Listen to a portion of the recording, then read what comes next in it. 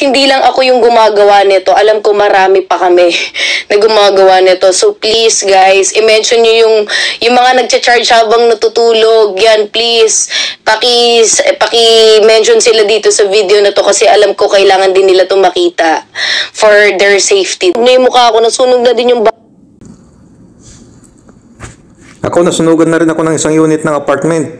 Dahil din sa cellphone, dahil din sa overcharging or low quality na charger ang ginamit. Nasunog yung kanyang charger at pumatak doon sa kutsyon. Dire-diretso nasunog yung isang unit ng apartment. Itong video na ito gusto ko lang i-share sa inyo. Itong pagcha-charge, no? Pagcha-charge sa gabi. Tutulugan mo yung cellphone mo na naka-charge. Delikado po yan.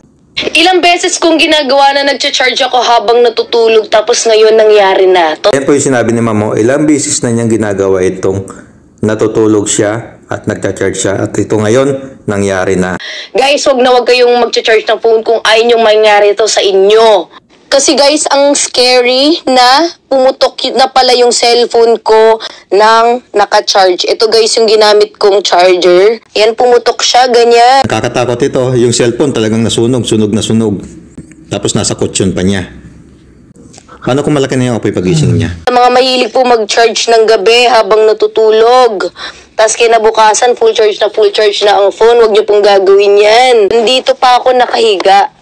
Buti na lang hindi ako humarap dito kasi paano kung humarap pala ako dito kung sa side dito. Hindi nasunugan na yung mukha ko, nasunog na yung mukha ko, nasunog na din yung bahay. Yun. Yung nangyari doon sa isang unit na apartment ko, mga bata ang nasa bahay, yung magulang nasa trabaho. Kwento ng bata, nagcha-charge lang sila, tapos nasunog yung kanilang charger, pumatak sa kutsyon. Mabuti nakalabas yung mga bata. Isa rin po ito guys, no?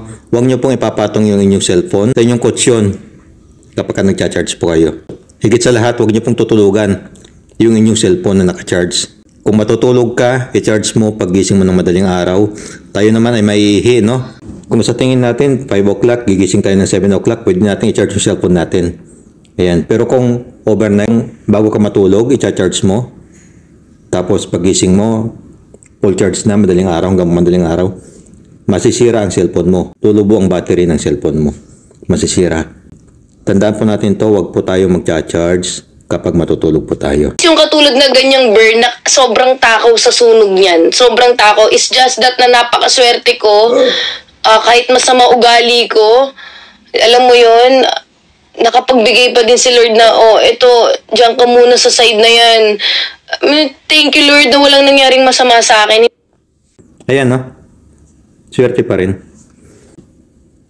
Ko guys, hindi